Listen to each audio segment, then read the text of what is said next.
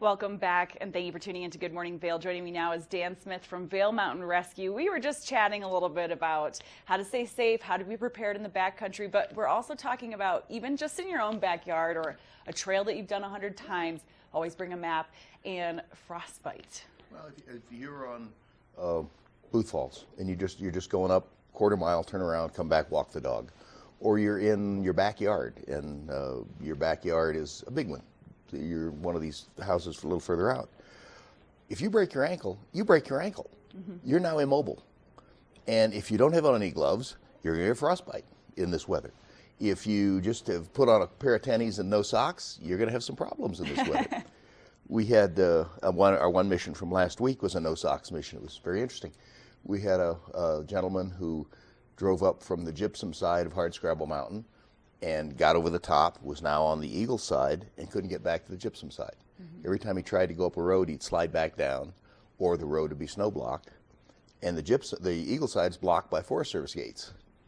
So he's in trouble, and he has his quite elderly mother in the car, and she doesn't have clothes for it. She doesn't even have socks on. So he calls 911, talks to the deputy. Deputy calls us and said, yeah, probably want to go get him. I said, yeah, I think we probably do. And it was an excellent training opportunity. We had 2 really good backcountry guys and 3 folks that are new on the team. So we sent 5. Normally we'd only send 2. And found them, got them out. They hadn't planned on that. Yeah. You know, let's just go for a drive in the car. Nobody plans on it. No, and you go for a drive in the car and then something happens. It's always the end, then something happens that creates the problem. You have to recognize that something can happen literally in your backyard. And especially dog walkers. Dog walkers usually they're picked up by other dog walkers, but sometimes they aren't. And we have to go get them. And we had one young man that was hiking Booth, which is it's actually a very nice snowshoe hike. Mm-hmm. You don't have to go very far. Beautiful trees. And for some reason, he wound up in Booth Creek. And he wouldn't get out of Booth Creek.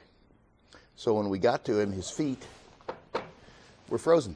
Hard as rocks. We have some nice pictures of his tennis shoes. We had to thaw them out. Oh, no. Literally, he had to get his feet under somebody else's armpits to thaw them enough to get the tennis shoes off. That guy taking one for the team. Oh, yeah. Oh, yeah. Well, you know, and you want the big guy to do that because he's generating a lot of heat. And then we finally got some Sorels on him, and we could walk him out. Mm-hmm. But you don't have to go far to get in trouble here. All you have to do is think. Mm-hmm. If you think, and don't go out without gloves. Don't go. I mean, these are pretty decent winter boots. I wouldn't wear them in the back, but I'll wear them around here.